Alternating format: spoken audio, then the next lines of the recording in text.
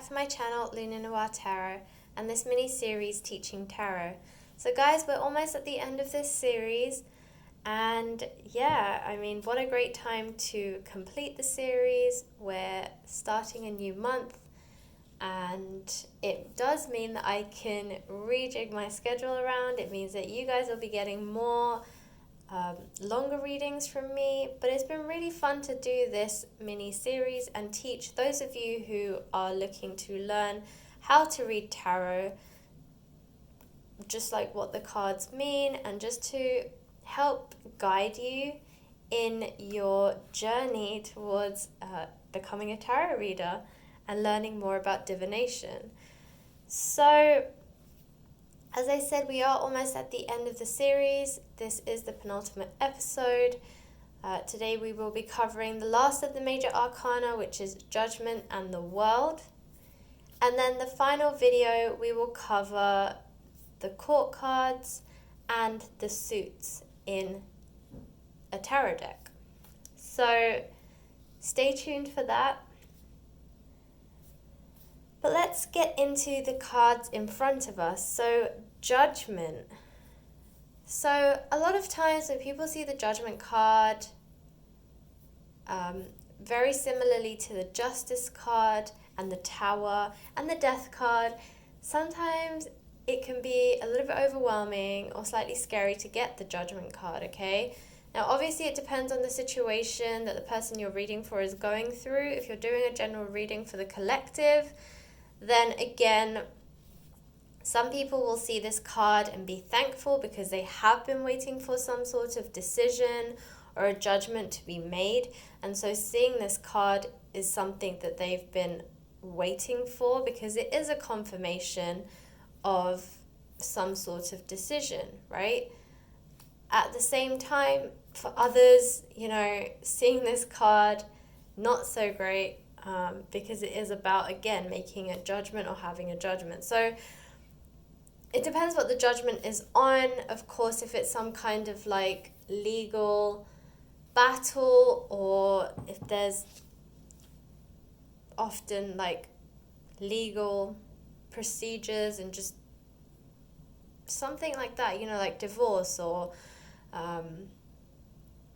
custody or something that's quite a traumatic thing for a person. Sometimes hearing judgments aren't always, as much as they want to hear the judgment, it's not always what you want to hear as well. It's not the card that you always want to see. So anyway, as I said, it depends on every single reading that you do. It's very subjective, and it's very dependent on what the person is going through, what the overall storyline is, what the overall reading is about, and just what that person is going through, okay? So always be mindful of that when you are reading cards. But the Judgment card, as I said, can either be a positive thing or for some not what they want to see. But more often than not, I do feel that when the Judgment card comes out, it is a positive card, okay? So as always, let's take a look at the imagery here and see what we can draw from it. So again, we have, a lot of blues in both cards actually. We have what looks to be an angel with almost like a trumpet, but it's almost like this image of an announcement. And then these worshippers or people below waiting for this announcement, okay? So again, the imagery is simple but effective because ultimately that is what the judgment is. It's somebody announcing a judgment, a decision. With the angel being here, it's more about the universe bringing you the decision or the judgment that you've been waiting for. Sometimes you may not even be waiting for something. It could just be that the universe has something to announce to you, something to tell you, something to, more often than not, celebrate, but it's like a big announcement that the universe wants to send you. And as I said, sometimes you may not even see it coming. For others of you, you will see it coming. You will possibly even be waiting for it. So again, it depends on your reading, but in terms of the imagery, it's a very powerful card. You know, the angel represents the universe, and the people below who are receiving this announcement or this judgment have been waiting for it.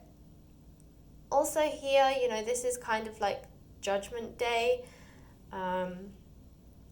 There is some spiritual and religious connotations in these imageries, but again, it doesn't necessarily take away from the main message that's coming through here. You don't have to be religious or spiritual. You don't have to be a specific religion to actually connect with this card. So again, it's just a really powerful card. I feel like when I see the Judgment card, for me, I have more often than not seen this when there's some sort of big decision to be made. A lot of the times it is a legal decision. Other times it is also about, you know, you as a person deciding. Sometimes we have these big life decisions to make, and we don't always necessarily know which direction to go in or what we want our decision to be. You know, we kind of sit on the fence. We're torn because the two decisions, or between the options that we have, all of them are viable options. All of them are things that we would be happy to have. Sometimes for us, we want all of them, you know, and so that's why the decision is difficult to make. And sometimes you just kind of look up to the universe and say, can someone just make this decision for me? I don't want to have to make this decision. It's so much easier if someone just tells me what I need to do instead of me having to decide, because I don't have the strength or the courage to decide, and I just don't have the heart to reject other things, you know, in the face of choosing the one that I want. So that's how I've always seen the Judgment card come out. Now, in terms of the general meanings of this card, the Judgment card can mean an awakening, decision-making, redemption, reincarnation, renewal, transition, receiving an important message, or receiving an offer or a decision. In the reverse, it can mean poor logic, poor judgment, hasty decisions, self-doubt, delayed decisions or offers. Its element is fire, and its ruling planet is Pluto. So guys, that is the Judgment card. Let's move on to the World. This is the final card in the Major Arcana. It is card number 21. And I really like seeing the World. For me, it's a very positive card. I feel it's in line with like the sun. When you see the sun, you know, all about victory and just happiness. I do feel like the World card is up there with the sun. Even the Wheel of Fortune, you know, about this whole universal luck changing in your favor. So for me, the World is just all about being you, showing the world who you are, having all of this power at your fingertips and choosing what you want to do with it, okay? It's a very powerful card. It has very strong energies because ultimately it is the world. And whenever I see this, I always hear the world is your oyster, right? And I feel like that is very true of this card. There is so much abundance, so much potential possibilities with this card. And it's really, again, it's one of those cards that is very specific to the situation, to the person you're reading for. Just it means a different thing to a different person, and a lot of these cards are like that, but I feel like the world specifically, you know, everyone's vision of the world is completely different, and I think that's why this card specifically is just so different to each person, because our visions are very different, and no two people like have the same way of thinking or have the same visions as another. You may have similar ones, but you will never think the same way. You will never, even if your image or your vision at the end of it is the same, you will both have got to that vision in a very different way, taken a very different path, right? So that's why I love the World card, because it is just so unique to every single person. Now, if we look at the imagery, again, blue in the background, okay? And there are all these different, like, I want to say the 4 elements, because, you know, you have earth, air, and fire for sure. And then with the blue in the back, I feel like that's representative of water, even though the images in the corners don't necessarily represent any water. I mostly see air, fire, and earth. But there is, you know, blue in the background, and the world, as in earth itself, does have land and, you know, has all 4 elements, basically, has water. So I do feel like the blue in the background is the representation of the water energy or the water element. And then the other images in the corners are representative of earth, air, and fire. Now, this person is in the middle of it all. So for me, it's very much about being in your element, having all the elements on your side, being a very well-rounded person.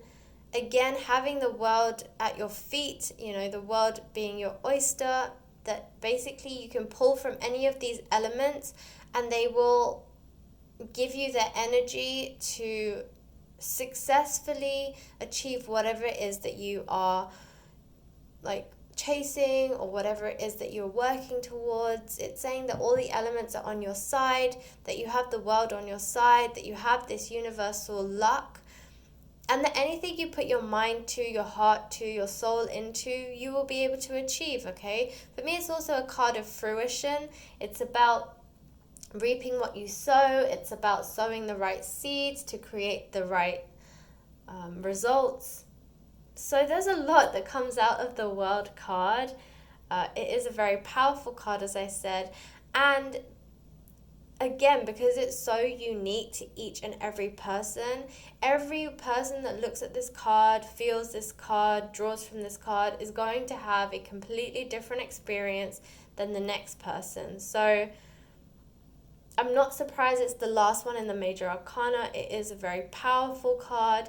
For me, again, it's like, if you think about the zodiac signs, horoscopes, astrology, whichever term you want to use, we have the 12 signs of the zodiac, and Pisces is the last one, right? And they say that Pisces is encompasses all 12 signs, okay? It's like Pisces is the collective of all 12. It has all elements within it. Even though it is a water element sign, it still pulls and draws from the energies of all of the signs that come before it. That's why they say Pisces are like old souls, and they're very intuitive, and they are very wise. Kind of think of them as like the Hierophant or the Hermit, just very wise, maybe the High Priestess as well. These are all kind of like elements or cards that you would think of when you associate with like the last sign in the zodiac as well, because it's the collective of all of them, okay? So very similarly, that's how I feel about the world. I feel like it's the entire Fool's journey, because that's what the Major Arcana is, the Fool's journey. And we start at the card 0, and that is the Fool. And he's, if we go right back to the start of this series, he is that card where he's, got his little friend with him, his dog, and he's all packed up, and he's standing on top of this cliff, and he has his little like satchel, and he's ready to go on his way, go on his journey, and he's full of whimsy and hope and adventure and just excitement, right? And then this whole Major Arcana, he goes through all of these different journeys. He goes on spiritual journey, physical journey, emotional journey, all of it. He grows, learns, has lessons, and then it helps to evolve his soul. So now he's at the end, right? He's reached the World card, and he's wiser for it. So again, that's what I feel about the World card. It's all about this collective knowledge, this collective energy that you now have the power to tap into. So in terms of its general meaning, the World can mean achievement, fulfillment, possibilities, successful conclusions. The world is your oyster, so anything can be achieved, and universal luck. In the reverse, it can mean delayed success, failed plans, lack of completion, stagnation, or delay. Its element is Earth, and its ruling planet is Saturn. Okay, guys, well, that was the major arcana. We will, as I said, be moving on to our final episode, which is the court cards and the suits in a tarot deck. So if you guys would want to watch that video, that will be coming up very soon, shortly after this one. And yeah, we'll talk all about the swords, pentacles, cups, and wands, and about the different court cards, which are King, Queen, Page, and Knight, okay? So that will be our final video in this series. It has been a pleasure to do this series for you guys. As always, if you have any questions, comment in the comment box below. Reach out to me personally. I'm always happy to talk more about these cards. And I'm just so excited to do the last episode. So I will catch you in the next video. Thanks for watching, guys.